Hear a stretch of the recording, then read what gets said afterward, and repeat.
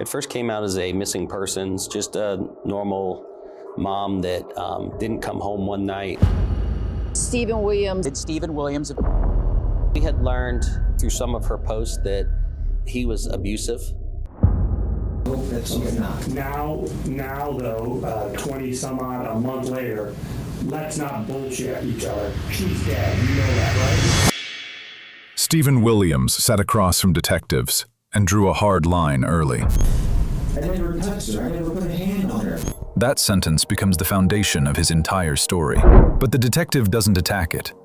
He doesn't argue intent. Instead, he focuses on how the story is built. This whole thing where you came back from the gas station and you just found her like that, I know that's not true.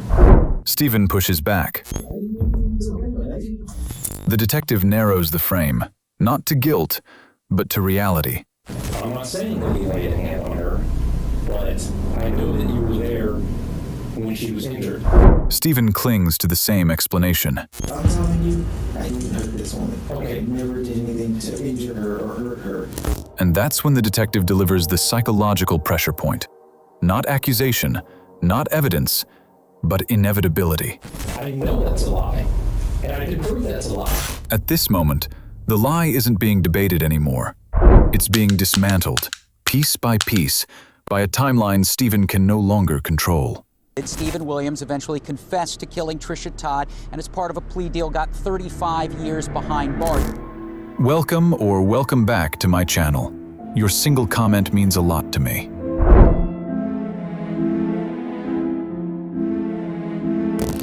One CCTV footage showed the killer wearing a military dress running away from her home, and the other CCTV footage showed her ex-husband buying a bottle of acid on the night she disappeared. Everything was getting complex for cops, but online from her daily journal gave a clue to the cops. A clue strong enough to sort the whole case. But let's rewind the clock back to know who they are and what actually happened on the particular day. On a warm spring evening in April 2009, in the quiet coastal community of Hope Sound, Florida, Trisha Todd, a 33-year-old registered nurse, Air Force veteran, and devoted mother, finished a routine day that never hinted at what was to come. The weather was calm, humid, and still, typical of South Florida nights. Trisha had recently divorced her childhood sweetheart, Stephen Williams, ending their 11-year marriage peacefully. She was rebuilding her life, living with her brother, raising her 2-year-old daughter Faith, and working hospice shifts while planning a future close to family. That evening, Trisha stopped at a local grocery store shortly after sunset, captured on surveillance footage. She returned home briefly, her car parked neatly outside, her purse left inside, then drove to visit Stephen, who was in town from his North Carolina Air Base, to spend time with their sick child. According to Stephen, Trisha stayed only briefly. Faith fell asleep, and Trisha left around 9:30 p.m., saying she was going home. She never arrived. By the next morning, April 10th, Trisha failed to show up for work. Her family reported her missing to the Martin County Sheriff's Office. There were no phone calls, no bank activity, no digital trail, just silence. Investigators initially treated the case as a routine missing person investigation. Stephen appeared cooperative, polite, and calm, even agreeing to a polygraph. Days turned into weeks. Investigators uncovered Trisha's private journal, revealing a history of abuse during her marriage, details even her family had never known. Then came the break. A witness reported seeing Stephen driving Trisha's car on the night she disappeared. Security footage confirmed it. More cameras captured a figure in military-style clothing, carrying a large rucksack near Trisha's home. So, upon suspicion, the detectives brought Stephen in for the interrogation, and today, we will look into the psychological aspects of this case.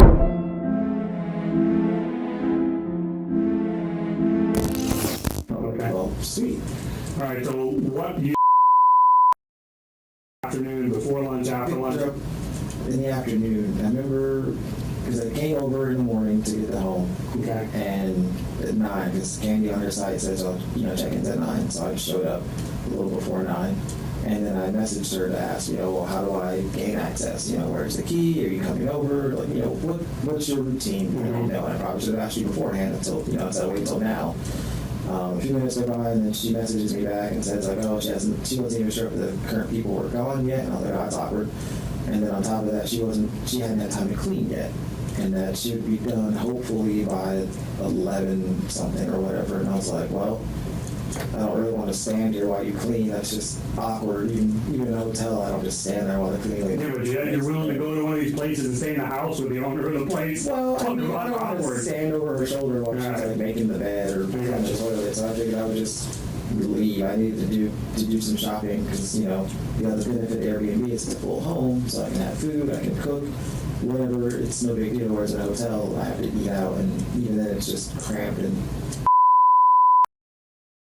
Overtly, I mean, she didn't seem to be very, very sick. Even that day, she was running around the backyard. When was the day, when did she first get sick then? She was already sick. She just wasn't that bad off. I didn't realize how bad it was, I guess, the Monday. Because like I said, she was just congested and stuff. When was the trip to the hospital though? Didn't you and Tricia? That was the next night. Okay, so now we're on Tuesday the 26th. You gotta keep me on my times because I'll get screwed up and then I'll confuse you or myself. All right, so Tuesday to the hospital? Yes. And that's in whose car, hers or yours? In hers. Okay. By repeatedly forcing Stephen to reconstruct exact dates, times, and sequences, the detective increases mental strain. Fabricated or partially concealed stories demand higher cognitive effort, and under structured recall, they tend to fracture, revealing gaps, contradictions, or evasions. After the fact, like when I came back later, I just cleaned it. What did you clean it with? She had a plethora of cleaners, but I just didn't want it to smell. And I know in the past I had my mom's house when the dumpster got smelly, you just pour a little ammonia in there and it fixes the smell and it kills all the bugs. It also kills DNA. I don't know that. I just use it for the smell. Like I know it gets rid of the smell. Are you talking about just a little teeny bit amount of blood? You were worried about the smell of that? I figured it would smell. I don't know. Okay. I know if you leave chicken in the trash can, it smells terrible the next day. Yeah, I mean, well, come on, we're not talking about chicken versus a little drop of blood, but I don't know. She got a cut on her forehead. Just wanted it wiped out. Did it appear, what was in the vicinity of this area? Did she hit her head on something? Was it just the floor? I didn't even take time to analyze how or whatever. I went into panic because all I'm thinking of is what I'm seeing right now and how this looks. Okay, so let's stop for a second. Because we talked a little bit, we kind of came to an agreement, you and I think, on the stupid little things and the big things. Mm-hmm. And the stupid little things might be something you unintentionally forget to mention, and it's human nature and it's understandable. But then the big things, you know, there really is no explanation for those. You didn't tell those guys that. And again, how about, you ever heard of the concept or the term that the truth is immutable? Mm-hmm. You know what that means? No, what's it about? Yeah, well, what it means is it never changes, right? The truth is always the truth. I mean, you can't change it because then it wouldn't be the truth. And when people tell different versions of the truth, we come back to this concept of consciousness of guilt we talked about earlier, remember? Mm-hmm. Okay.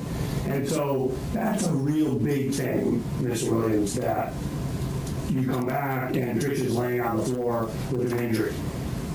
And if you leave something like that out, suspicious minds are going to think that's not true. That sounds to me a lie. It sounds like somebody's trying to cover something else up.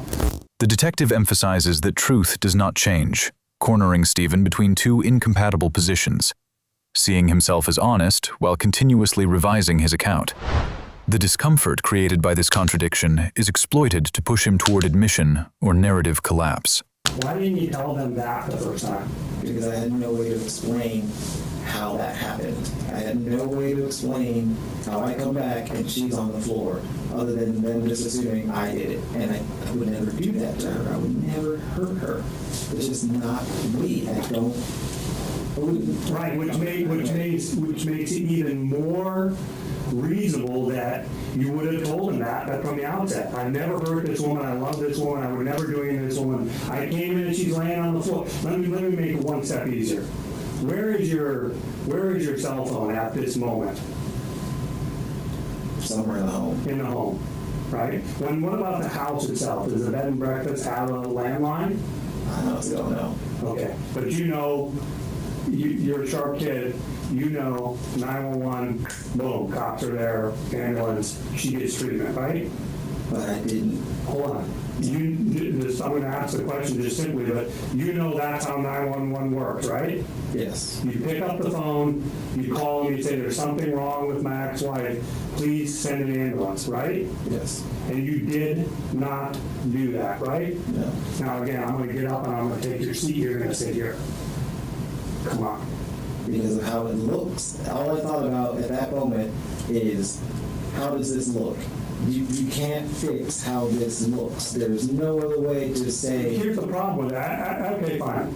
I'll concede that for the purpose of our conversation here, but you told them she's still breathing. I checked. It was just shallow. Okay, but my point is she's alive. You had an opportunity to save her life by simply calling 911. Rather than accusing Stephen outright, the detective reframes suspicious behaviors, late additions, omissions, selective memory, as actions commonly associated with people hiding something. This shifts the debate from facts to how behavior will be interpreted by others, especially a jury. The very first time you met with them, you should have said, this is what happened. I didn't know what to do. I had no plan. This is crazy. I don't know how to explain it. But you lied when you first talked with them, didn't you? Yes. And then you lied again to them yesterday when you talked to them initially for a while, right? Yes. And then when your story started changing, you lied even in your new story because it's changing from yesterday to today, right? No. That you took her and left her in the car in front of her trailer. You told them that, right? Yes. And that was a lie. So that's a change, right? Yes. Okay. So I just want to, you and I are on a road now. And this road, I promise you, will end at the truth. Okay? When you leave that house with Trish in the backseat of the car, your backpack, your water, and your kachi bars, where do you go? I just drive. I head down towards her home, and I didn't stop at her home. I wanted to, but I figured it was too late, and I didn't even think that was a good idea after the fact, and so I just drove. And then I got to the intersection, and I took a right. And then after that, I just... You drove north or south? Out of the Pontiato place. It's the right south. Let me tell you something I picked up on when we were talking. We were talking about the bed and breakfast, and we were talking about you were very detail oriented. You were very specific. You were talking about rates and times and accommodations and all. You had all the details down regarding the front end of this trip. And I had that plan. I knew where I was going. I got you. Okay, fair enough. But not the big deals, not the big issues that you need to remember, not the stupid things we talked about earlier. You're now driving around with, at a minimum, your unconscious wife in the back seat of her car. And these are now the big things, which no jury in the world is ever going to believe you don't remember these real big things. Trust me. The detective repeatedly reinforces Stephen's identity as logical, disciplined, and detail-oriented, then contrasts it with his inability to recall crucial events. This forces Stephen to either abandon his valued self-image or adjust his story to restore internal consistency.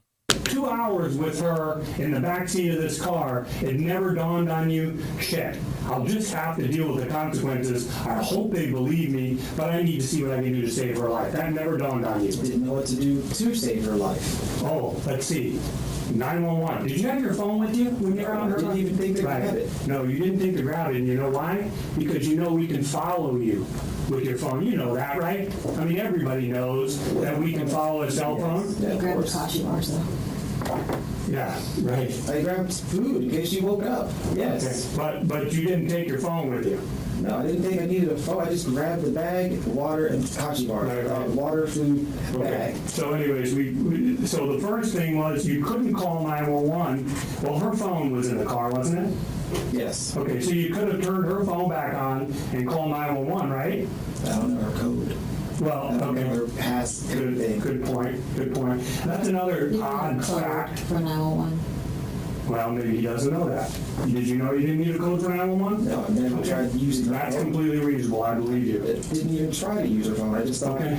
I don't want Why did you turn it off in the first place? Because I didn't know what to do with it. But that doesn't make any sense. How does that help you? So, because we know, right, from the facts, that you turned that phone off some point in time in the computer trip. I'm just going to call them a computer trip. We got the computer trip, we got the gas trip, and then we got the disposal of the body trip. So sometime in the computer trip, you turned her phone off. Why? I don't know. I just didn't need it. I turned it off because I didn't need her phone. Right, but you didn't know she had fallen yet, because she hadn't fallen at that point in time, had she? I had no idea. I wasn't there.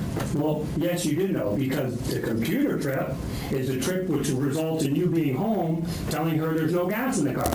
The detective fixates on one small act, turning off the phone, and treats it like a behavioral fingerprint. The logic is, if the behavior doesn't fit the claimed motive, I didn't need it, then the behavior becomes evidence of the real motive. By repeatedly returning to that single act, he forces Stephen to either supply a coherent reason or accept that his actions are inconsistent with innocence. See, here's the problem. When you lie, it's kind of hard to keep it going.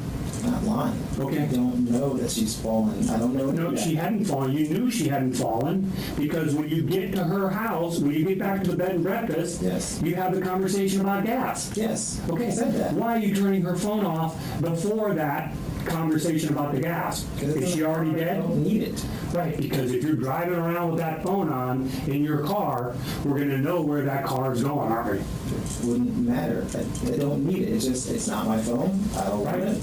Turn it off. No, don't touch it. Don't touch it. It's not your phone. I leave my phone laying here. If I walk out, are you going to turn it off because you don't need it? Here's my phone. I'm going to get up and go take a piss. You're going to turn my phone off because you don't need it?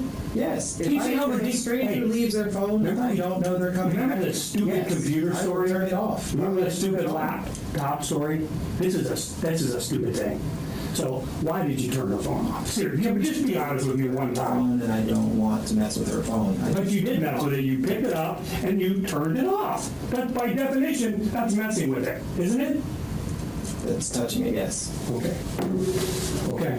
All right. So the first one that I got to is the phone, but you were correct in that you didn't know you could call 911 with the phone off, nor did I. We all learned something today, other than the detective. The next one is go to a hospital. I don't even know other than, yes, we did go to the hospital. I don't know where that hospital is. Sure, of course not. So you pull over and you ask directions. You stop at the gas station, you say, sir, where is that? Or you pull in the gas station, you say, please call 911. Or you say, sir, can you please direct me to the nearest hospital? All of these are things you could have done, right? Instead of arguing facts directly, the detective lists realistic alternatives. Call 911, pull into a gas station, ask a stranger, go to a hospital, and asks why none happened. This technique doesn't need proof of guilt. It reframes the suspect's choice as a series of avoidances. Each unchosen alternative becomes a silent accusation. You avoided help because help creates records. If I was near a gas station or there were people, yes. Well, when you left with her in the back of the car, we know there was a gas station within minutes, 2 minutes of where you were, right? Yes. And for the 2 hours that you're out and about, tell me, we know it's 2 hours, right? Do you agree that if we know when her car leaves the bed and breakfast, and we know when the car ends up being back where you leave it in front of his house, her brother's house, her house, if that's some odd hours, you are in her car for 2 hours, correct? No. No? I have her car, yes, but I don't know where I am. I'm not driving it for 2 hours. Okay, are you stopped for an hour? Are you stopped for 45 minutes? Are you stopped when you go down the dusty road? I don't know how long. I don't care. What we know, what I'm saying to you is, I'm not asking for you to give me times. Okay? I'm asking for you to tell me what you were doing. We know the time. Okay. The time is set in stone. It's 2 hours and something. Okay. All right? And so for 2 hours and something, you are in or around her car with her at a minimum unconscious or lifeless body, correct? Yes. Okay. What are you doing? I don't know what I'm doing. I Okay. don't know what to do. These are the big In things. my head is this all is No. a terrible situation for me now. Here, let's role play, okay? Mr. McAdall, I pulled down the dusty road and I sat there. It could have been hours, and I just thought, what the hell am I going to do? What the hell am I going to do? Or, Mr. McAdall, I drove around for a long time. You know, we know it couldn't be that because you'd run out of gas. The detective avoids an early, direct accusation, which could trigger shutdown or resistance.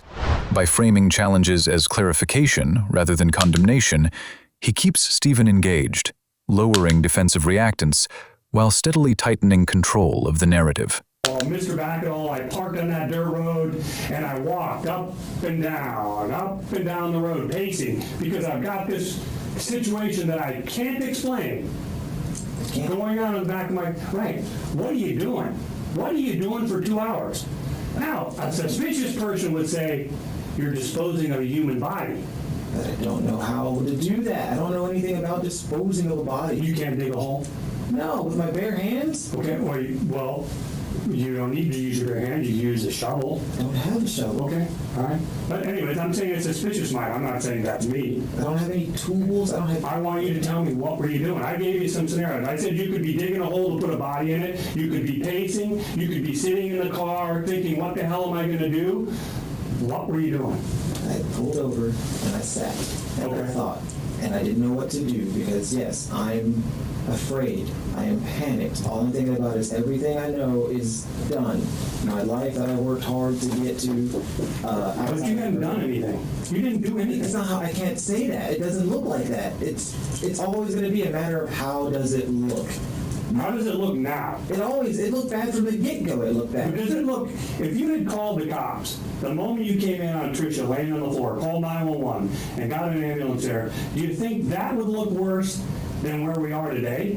Yes, because depending on what she had done, assuming it was her setting me up again, then now it's just her telling them that I did something. Her telling them that I hit her. Her telling them that I pushed her. Her telling them that I did anything in any way to her, and I can't vouch that I didn't. And so I you're can't say that that's not what happened. And so instead of manning up and dealing with that, you threw her unconscious. He repeatedly reduces the story into two moral outcomes.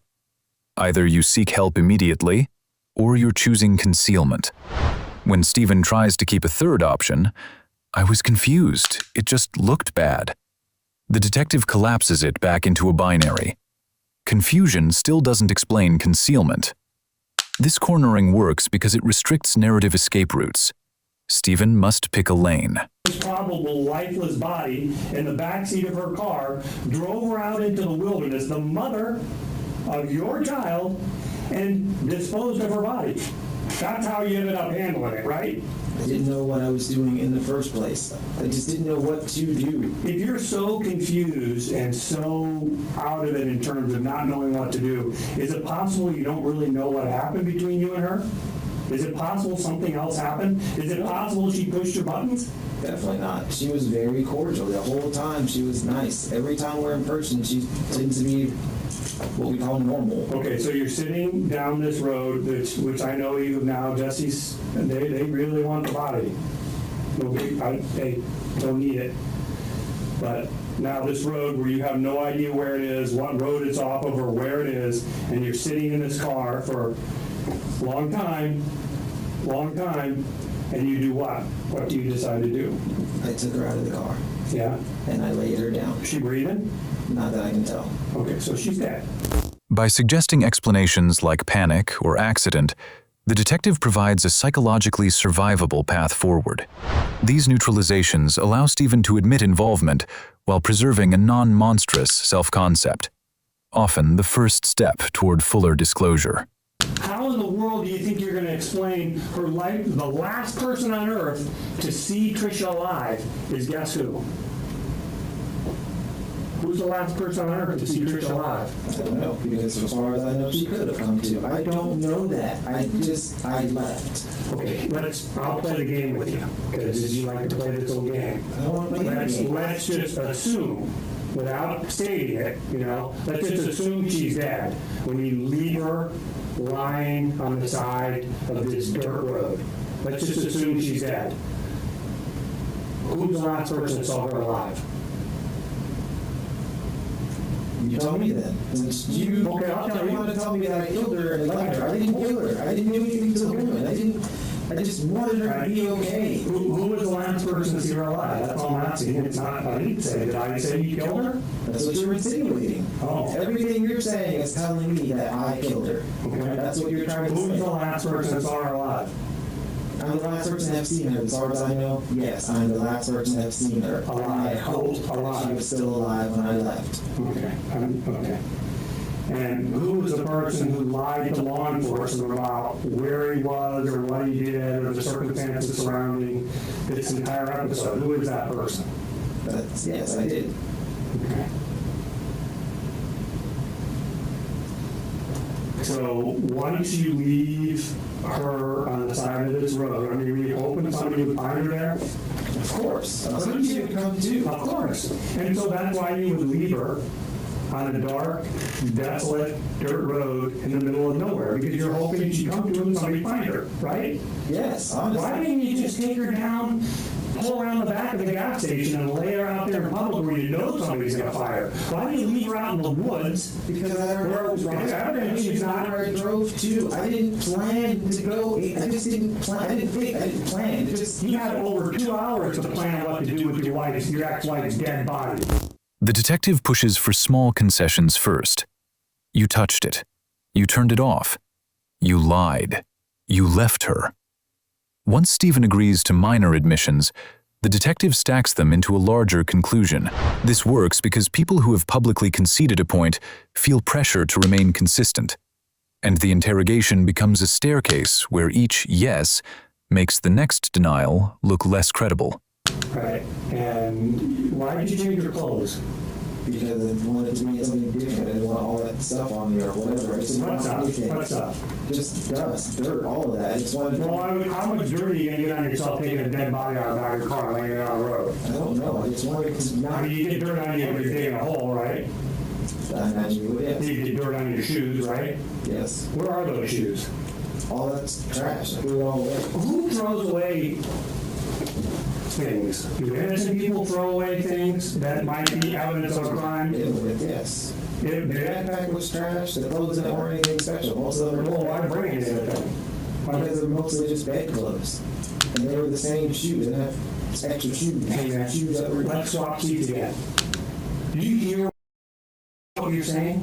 Do you believe anybody in their right mind is going to believe you? Are you went through the effort of packing this bag, that, hold on, Florida. right, and then you got down here to Florida, and just coincidentally, after your wife dies and you dump her on the side of the road, your ex-wife, you decide you're going to throw away clothes. You see how ridiculous that is? There was more than just a pair of clothes in there, though. There was plenty of just other. But some of the clothes and the shoes that you wore during this incident involving your ex-wife were some of the things you threw away, right? The next day, yes. Do you think they'd like to have that stuff? The detective does the switch seats role play move. If I told you this, what would you think? That forces Stephen to evaluate his own story from the outside. When Stephen admits it sounds like bullshit, the detective converts Stephen into a witness against himself. His own interpretation becomes the prosecutor's framing. Sure. I'd like to see the shoes. I'd like to see what pants you were wearing. I'd like to see if there's any blood or any hair or any fiber or any dirt or plant matter on those things. You know why I'd like to see that stuff? Yes. You know why. I want to see it for the same reason you threw it away. It's evidence. So you destroyed evidence as well. So you lied and you destroyed evidence. Now, swap seats. What do you think about that? I think you're putting words in my mouth, yeah. What I told you to tell me at any point in time about putting words in your mouth. You're saying I destroyed evidence. I didn't destroy. I just got rid of clothes. I didn't want anything to do with it anymore. I didn't want anything to do with that night. I didn't want anything. All of it was completely foosball from the get-go. I didn't know what any of that was supposed to be about or how it even came to be that way. It all just spiraled out of control. I never touched her. I never put a hand on her. What's foosball? Sorry, it's a military term. Fucked up beyond all repair. Right. You fucked this thing up beyond all repair? The whole evening was. I didn't know what to do at any point in time because all I thought was, I am scared and this all looks bad. At every point, it all looked bad. There was never a point in time where I'm like, this is okay. It was all bad. Everything was bad.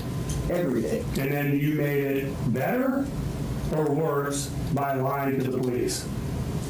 Worse. Worse. And you made it better or worse by not taking them to where the body is so they can confirm or refute your story? Make it better or worse, you mean? It's only worse because I can't tell you where that is. Okay. I don't know where that is. And I know you feel like I should know this, but I don't. I don't know. All right. The detective sets Stephen's self-image, logical, engineer-minded, detail-oriented, against his story. I don't know, I don't remember, I just panicked. That mismatch creates internal discomfort. Every time Stephen leans on vagueness, the detective intensifies the contrast. A person who can track details about hotels, routes, and timing can't plausibly blank out on the most consequential events of his life. I could prove she was already in that car. Okay.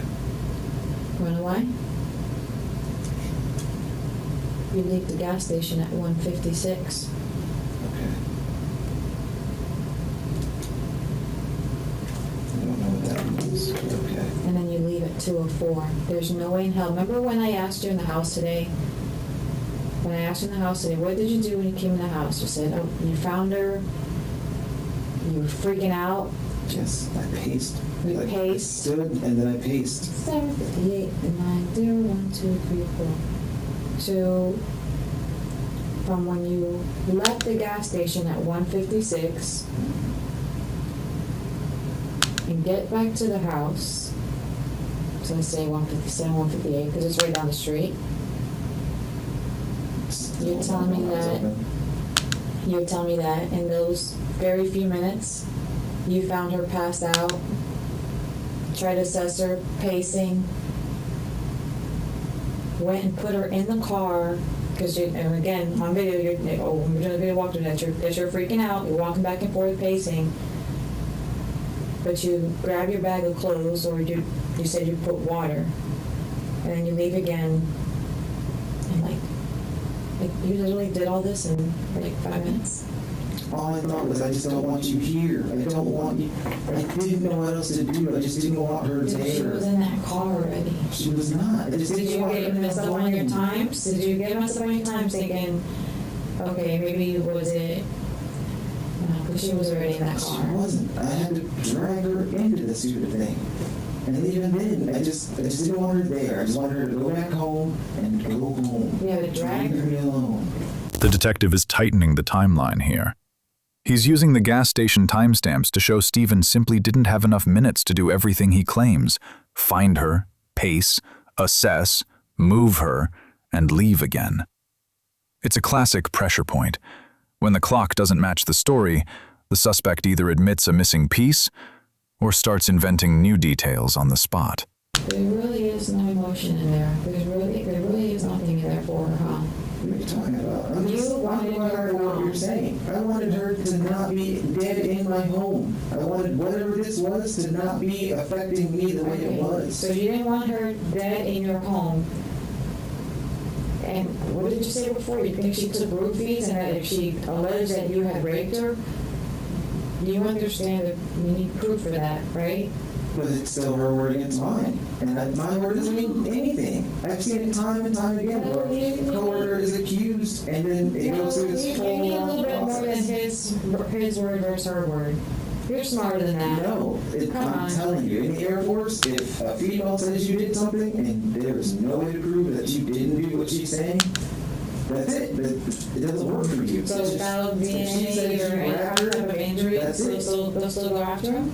Yes. Or her? If a female says that I assaulted her in some way or I grabbed her, So I you groped thought her. about this in those 5 minutes. You thought about this. Okay. Because She a friend of mine repeated literally herself. had that happen. She repeated herself. Literally had that Which happen. friend was that? My friend Reginald Dinkins had a female accuse him of rape. Even though everything was consensual, she still accused him of rape. And the next day, he's in cuffs because she says he raped her. Even though he's like, that didn't happen. Everything was consensual. But the simple fact that it was his word against her word, and there's no third party to say otherwise, he still... Did you not think maybe something was seriously wrong with her? Who? Trisha? Yeah. Did you not think, maybe, oh shit, maybe she got hurt somehow, something happened? When she was, so you're telling me I don't want her dead in my house, so she's clearly dead already in your house. She's not dead yet. I just didn't want this in my home because I can't explain this. When someone comes to look at this and they look at all of it, none of it looks good for me. Now the interrogation shifts into motive by mindset. Stephen keeps saying, I just didn't want her dead in my home, and it didn't look good for me, which reveals the core problem: image management over emergency response. Detectives lean into that fear, his belief that her word beats mine, because it explains why an innocent person would still make guilty choices, like avoiding 911.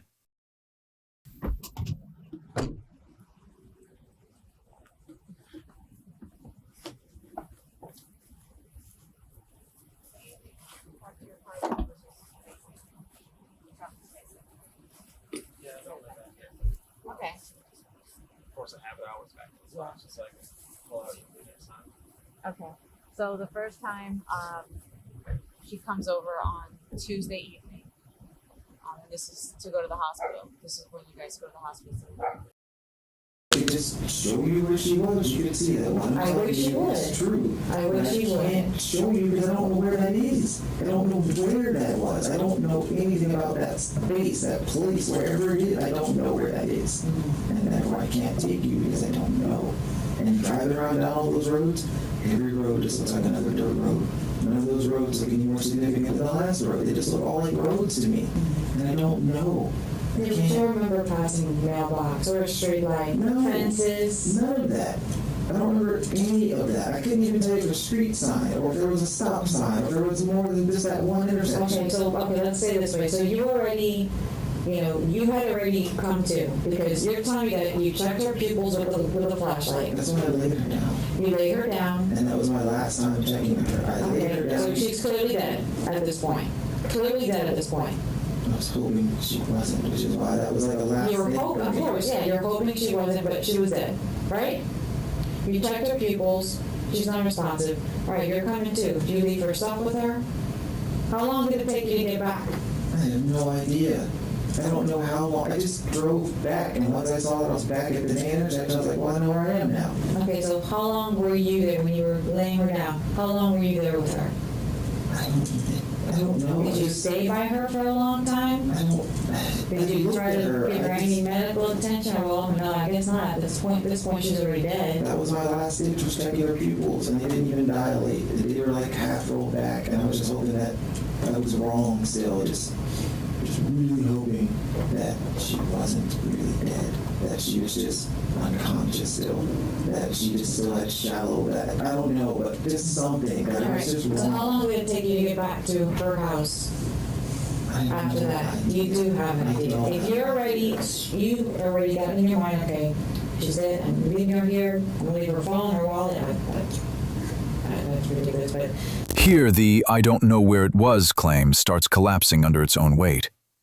Stephen can describe tiny actions, flashlight, pupils, how he placed her hands, what he left with her. Yet he says he remembers 0 landmarks. Detectives exploit that mismatch. Detailed memory for the parts that protect him, blank memory for the part that can prove him wrong. Okay, sorry about that. Okay, come on. Somebody else think about this. All right, so you guys, after midnight, she comes here, and is this the same setup how it was? Yeah. Pretty much the couch was here. Okay. Now you said she was. Oh, you tell me. What did she do when she came over? Where was she? And then she, of course, asked me, she's on the couch. In the other room? Yes. Okay. I have the TV on first. Okay. Not back at all. Oh, we haven't met yet. What's your name? Stephen Williams. Steven. With a P or a V? V? Okay. I just got a couple questions. I've had an opportunity to listen to some of your statements to Jesse today. I haven't been involved from the very beginning, and there's just a couple of things in my mind I need to clear up. So if you don't mind, answer a couple questions, I'd appreciate it. Do you mind talking to me? Sure. Okay. And you've been very cooperative, and I understand you flew down here with these guys, and I guess you stayed in the same hotel room and so forth on the way down. Is that right? Yes. Okay. And they told you all of your rights and everything, and you've indicated that you have no problem cooperating with them? Is that how you feel about this? Yes. Okay. And certainly I appreciate that. I assume that what you're trying to do is put this all behind you. Is that fair to say? Yes. Okay. So the only thing I heard you and Jesse talking about, and I just got here, was obviously the night that your ex-wife disappeared, but there was something that you had mentioned about kind of referring to drama or her being dramatic. Can you kind of expound on that for me? Because I'm not quite sure I follow what you meant, that she talks a lot and was kind of dramatic. Tell me what you mean by that. She's always overly dramatic in her storytelling. Everything's bigger than what it really was. Everything was more exciting than it really was. A new voice enters and changes the temperature. This investigator starts with politeness. You've been cooperative. Then pivots into a blunt reality check. A jury won't buy this. That's strategic. It reframes the conversation from convince detectives to convince 12 strangers. And then he drops the key point. Throwing away clothes and shoes looks like destroying evidence, because that's exactly what evidence is. So, on this couch. Okay. And she comes over. One of those shows, Daniel, or something like that. Mm-hmm. And, she talks to her mom on, Trisha talks to her, they're just sitting on the couch. Mm-hmm. And just hang out over here. Pack light, pack heavy, how did you prepare for what was your... I packed a small suitcase to fit in the trunk, and then I packed another bag just for extra clothes. I always try to pack a little extra, just because crap happens, or if I did stay longer than I expected, whatever, I had a few extra clothes, and I didn't know if I was going to be able to have access to the washer and dryer that were there. I didn't know that those. Yeah. It said that, but I've been in a place before where they say they have a washer and dryer, and you get there and you're like, it's here, but it's another store. Yeah, that, or you got to get a key, and the key is at this person's place. You strike me as a kind of fastidious guy, very organized and neat. And are you kind of a neat freak type person, you think? No, I'm trying to be clean, but that's about it. Okay, so. You say you packed a bag, like a suitcase bag with wheels on it? What kind of bag? It's a small, I think it's an American Airlines bag, actually. And I know in all of your cooperation, you let them go in your house, you let them search, you've done everything that they've asked, you've been completely and utterly cooperative. Is that bag up at your house now in Raleigh? Yes. Okay. All right. So time in the afternoon on Monday the 25th, do you think you pick her up? I don't remember what time it was. How long of a drive is it from Raleigh? Oh, from Raleigh? I came down Sunday. Okay. I came down the day before, and that was a last minute decision because Laura was like, hey, if you drive down and get there Monday, it's like 10 plus hours. So you're going to drive 10 hours and then pick up your daughter and have to, spend time with her and everything. Like, you're going to be exhausted. So she suggested that I drive down Sunday, get a hotel, sleep the night, and then Monday go get her. And I was like, that doesn't make much more sense. Okay. And literally on the road down, I booked the hotel at Fairfield, which was, it was $60-something, but I had some credits through Expedia, so I made it $34. You're like a wheeler dealer guy. You got that. Then just from all credits, and it said you can apply these credits. At this point, the trap is fully set. Stephen admits he lied, discarded what he wore, and left his child home while driving around with Trisha in the car. Then the detective hits the devastating detail: the phone. If he truly wanted her to live, why not turn it on so it could be pinged? Every answer circles back to the same theme. When saving her life competed with saving his story, he chose the story. On the very big couch, so I'm not going to sit there with him, so it's awkward to me. And then a little while goes by, I think, she's awake for the most part. They're watching the show together, and then Trisha asked about her laptop, her work laptop, if I can get it. And I was just backwards banter about, like, that's just, why not just wait? Like, or why didn't you just bring it? Or why not just do it tomorrow? And she kept saying it was important. She needed to do stuff. And so after a little bit, I was just like, fine, I guess I can go get it. And so I go to get it. And then like halfway there, I'm like, this is stupid. Why am I going to get your laptop? And I've been involved with this case from the beginning. Okay. And I've seen everything that we have. I've seen all the interviews. And at this point, I know we come in and we talk to you over and over and over again. We've talked to you in Raleigh. We've talked to you here. And we've always talked about the past. What happened that night, what happened that night, what happened that night. What I want to do is I want to kind of talk to you about the future, where we're going from here. Okay? Now, you've already heard about all the stuff that we got. I mean, there's no question about what happened that night. We know that it's more than you're telling us. We know that you were involved with her death. We know that. Okay? So the question is not what happened or anything like that. What we need to understand is going forward, okay, there's going to be a trial. Okay? There's going to be press. There's going to be everybody looking at this. You've seen how these things, they get huge. The media gets involved, and everybody's going to have an opinion about what happened. And everybody's going to have an opinion about you and your relationship and what kind of person you are.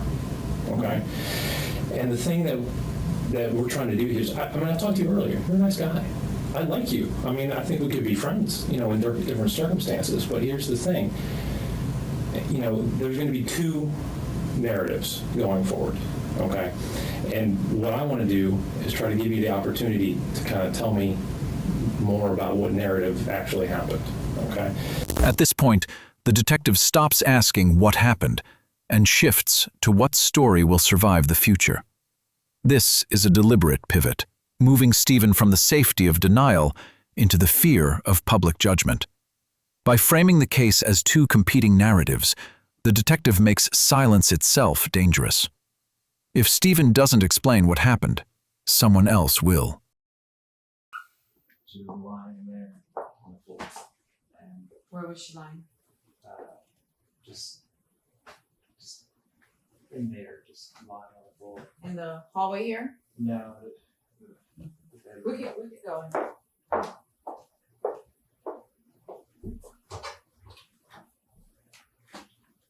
Was this how the room was set up? Same setup? I mean, minus the bags. it looks the same, yes. And you didn't want to get involved in that, okay? But if she starts pushing things, she's not going to back up. She's unrelenting, okay? I've seen this, okay? I've seen the history. I've seen the background of how this works, okay? So what I could see happening is that maybe she came at you and, I mean, just defending yourself, she falls. Maybe you didn't realize how hard you pushed her out of the way, but you're just trying to defend yourself. You see what I'm saying? I'm not saying that you tried to hurt her, but I'm saying that it's clear that something happened there, and that resulted in Trisha getting injured to the point where she was deceased. Okay? And then beyond that, I can see, putting myself in your shoes for a minute. Okay? I see that you're a hard worker, okay? You've rose through the ranks. You're in the Air Force. You've been there, what, 11, 12 years, you said? I mean, that's a long time. That's a career. You've devoted your life to that career, to this country, okay? You've got your daughter to think about, okay? Something happened. It's Trisha's own fault. Now she's gone. I mean, there's nothing you can do about that. But what do you... People aren't going to believe that you weren't, planning to do this. People aren't going to believe that you weren't intending to hurt her in some way. But sometimes shit just happens. Here, the detective introduces a face-saving narrative, accident instead of intent. This isn't sympathy, it's strategy. By repeatedly rejecting the idea of premeditation, he lowers Stephen's psychological defenses. The message is clear. Admitting something happened is safer than letting the evidence suggest everything was planned. Where was she? She was in here and she was laying this way because she was lying on the floor. Okay. Was this carpet here? I believe so. I don't remember. Okay. But I just remember standing over here and I just looked and I didn't know what. I didn't even know what to think or what to do. I just saw her lying on the floor and all I thought was like, what is happening? We need to understand now what happened because we're going to write reports about this. This is all on video. This is all going to go forward into this trial. This is inevitable. I can't change this at this point. This is a boulder rolling down a hill. Okay. The only thing I can do is alter the course slightly. And the only thing that I can do at this point, and like I said, I think you're a good guy. I've talked to you. You're a nice guy. Okay. I don't think that you were a cold-blooded killer who came down here with the explicit intention to murder her. Okay. I don't think that's the case. Okay. But right now, I can't say otherwise. I can't say that there was an accident because you're not telling us something other than that, okay? We have all this evidence, and then we also have things that are not consistent, okay? We're having inconsistencies where there's still, even after all of this, there's still holes in the story that we can prove through evidence that what you're telling us is not completely true. And that continues to make it look like even having understanding that this has happened and it was out of your control and we know what happened, you're still trying to tell us little lies about what happened so that it makes you look better. And unfortunately, that's not going to help you because any lie at this point is going to make you look bad. And it's going to tip that boulder right back to everybody thinking, oh, well, he's a liar. He's a cold-blooded murderer. He came down here to kill her. And they're going to put you on, like these posters of all these, serial killers and stuff like that. That's not where you need to be, okay? Sometimes people just make mistakes. Sometimes accidents happen. Sometimes things get out of control. And that's understandable, but you have to tell us that story. We have to understand what happened so that we can tell that story. Because once we're done here, we don't make more recordings. We don't write more reports. Once I put in my report, whatever happened, that's set in stone because that's what you told me. Whatever your words are, that's what we take to court. This section is about ownership of the story. The detective emphasizes reports, recordings, and what gets set in stone. Stephen is forced to confront that every omission leaves a vacuum, and vacuums get filled with worst-case assumptions. The pressure now isn't about guilt. It's about losing control of how the truth is defined. I just kind of shook her and just said, stop it, this isn't funny. I just felt like everything she was doing was just some sort of ploy, and I didn't know what to do. And I tried to pick her up, and could barely pick her up. I never moved someone. But I don't know, I didn't even know what to do. I just walked away again, and I just freaked out because I didn't know what I should do at that point. I didn't even know where I should go. I didn't know if I should call anyone because all I thought about was, great, I call the police and they show up, and then how does this look? It's stupid late and your ex-spouse is unconscious on a bedroom floor. Like, how does that look? How do you explain that? Tell me, I'm not saying that you laid a hand on her, but I know that you were there when she was injured. So you need to explain to us how it was she became injured. Because this whole thing where you came back from the gas station and you just found her like that, I know that's not true. And I can prove that's not true. Okay? And I don't want that for you. I don't want you to be locked into the story where you're telling us a lie about how she became injured. Because if you lie about how she became injured to me right now, then that makes it look like you did it on purpose. The narrative was that the actions of someone who was panicking? And a jury could completely understand this? I did. I didn't know what to do. I don't plan. So explain it to me. I don't know what you do in these And I know situations. you didn't plan this, and that's exactly what I'm saying. That's why I'm trying to give you the opportunity to explain to us how it happened, because it was not planned. You did not attack her. You did not try to kill her or try to come down here to kill her. Never. But things happen. And we need to understand what it was that happened in that house. I know you're scared. I know you're scared about what's going to happen in the future. But before you were panicking because you didn't want anybody to know you were involved. You didn't want anybody to know you were there. You wanted it to go away. That is a normal human response. That's what anybody would do in that situation. You're panicking. You're panicking. It's a reasonable thought process that people can understand. But what we can't get past is you continuing to lie about what happened. And I can't let you continue to lie about what happened. I need you to tell me the truth about what happened. I know you were there. I want to give you the opportunity to tell me what happened. The interrogation turns inward. The detective reframes panic as human, not criminal, but only if Stephen explains why he panicked. This is the emotional tipping point. Stephen's identity as a good father and provider is placed in conflict with the story he's still protecting. The tension becomes unbearable. What did you use to clean it up with? I already cleaned up pee from my daughters. I had the same rag. The same rag? There's a small spot over where that pillow is. So there was a small spot of blood around there, but you found her head over here? No, she was in the room. I don't know what she was even doing in this room. I'm only in. Okay. So I didn't even know why she was in here when I did see her, because it just didn't make sense. Like, nothing made sense. Like, this. But you put her in at the room over here, and then So why is she here? Yeah, and I'm trying to figure out why in the world is she even in this room. Looking through.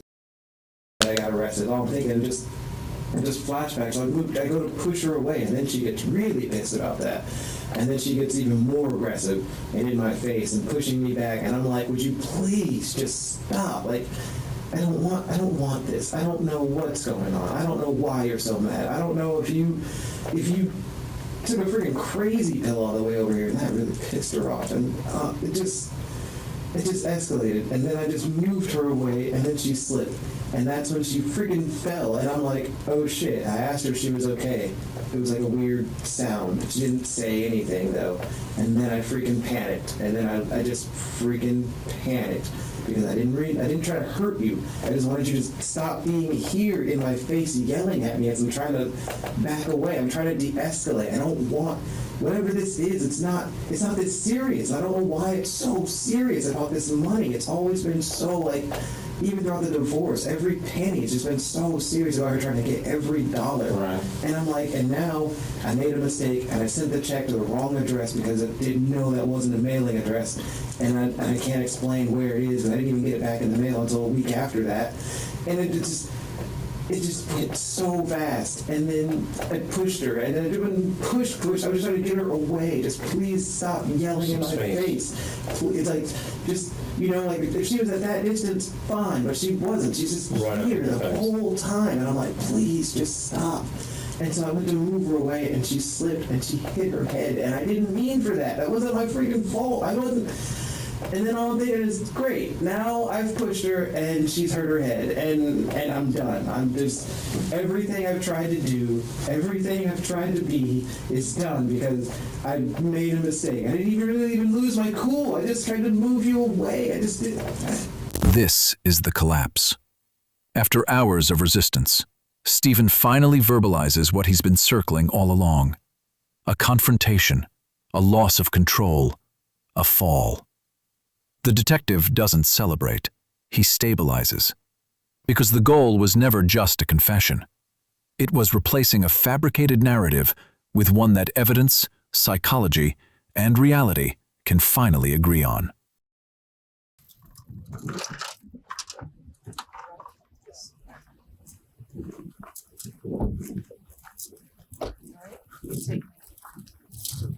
Get one out of it.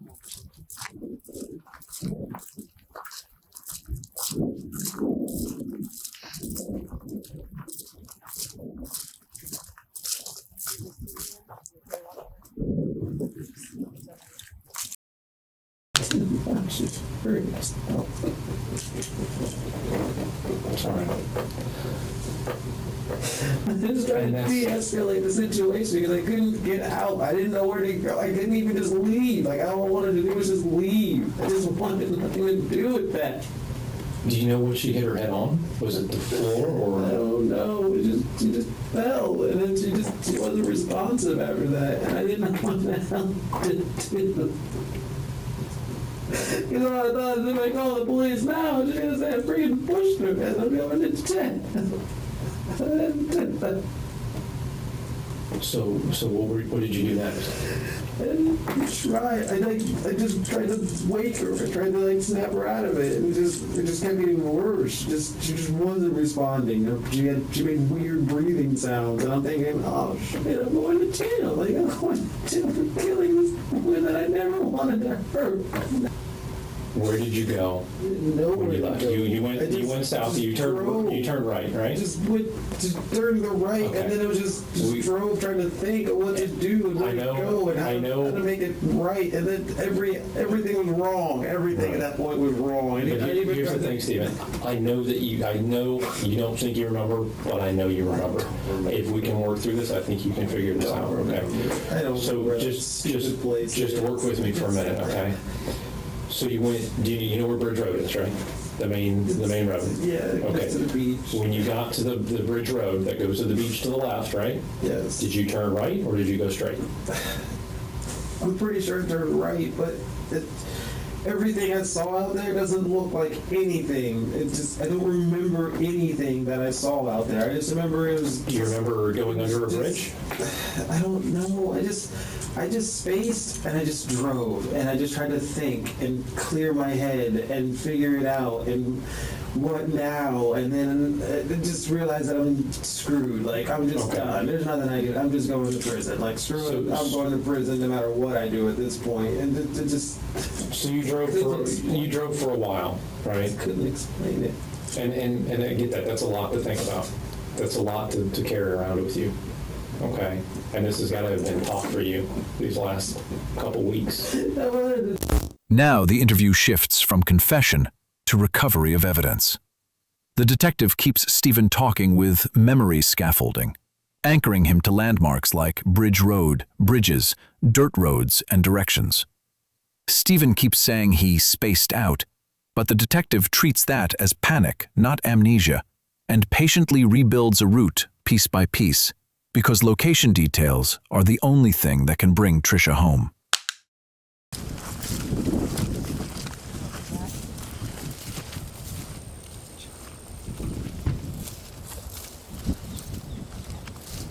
So where you place the flag is where.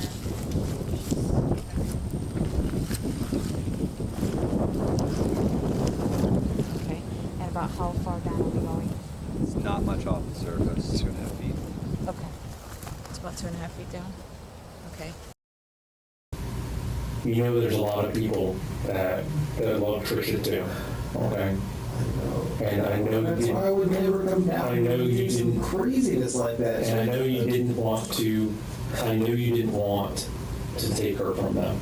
I know that wasn't your intention. I would never do that. And my daughter needs her mother. But the thing is that's a result of the last family, all her friends at church. There's a whole community. Okay. I'd like to give you the opportunity now to write an apology and try to get that off of yourself. I have no idea what I would say. The truth, because the truth is what? That you didn't mean for this to happen, but it did. And that are you sorry? Are you sorry that it happened? Of course I am. Holy crap! I wish I could have found another way to de-escalate it, but she just wouldn't let it go. She just kept pushing that. Pushing the issue about money, and I don't have any money anyway. Like, just wait till the first. I'll fix it. You know, just I don't know why it's such a big deal with you. I know. It didn't even make sense. And this is going to be a lot of weight, and this has been a lot of weight. I mean, you carried a lot of this for so long now, for weeks, and that's more than anybody can really take. And I can tell you that getting this off your chest and then writing an apology to these people saying you're sorry that it happened this way. You did not mean for it to happen this way. And although it did happen, that you're truly sorry, I think that's going to help lift a lot of weight. Is that something that you'd like to do? I don't feel like a sorry means anything to anybody. You'd be surprised. What's the point of a sorry? You'd be surprised. People want to know that. Of course, I'm freaking sorry. I didn't. I'll get you, I'm going to step out for now. I'll get you some paper, okay?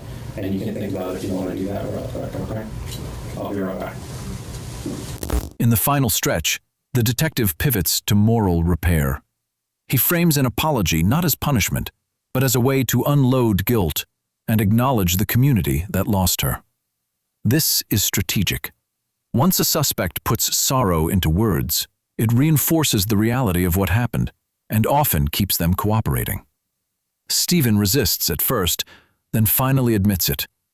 Of course, I'm freaking sorry.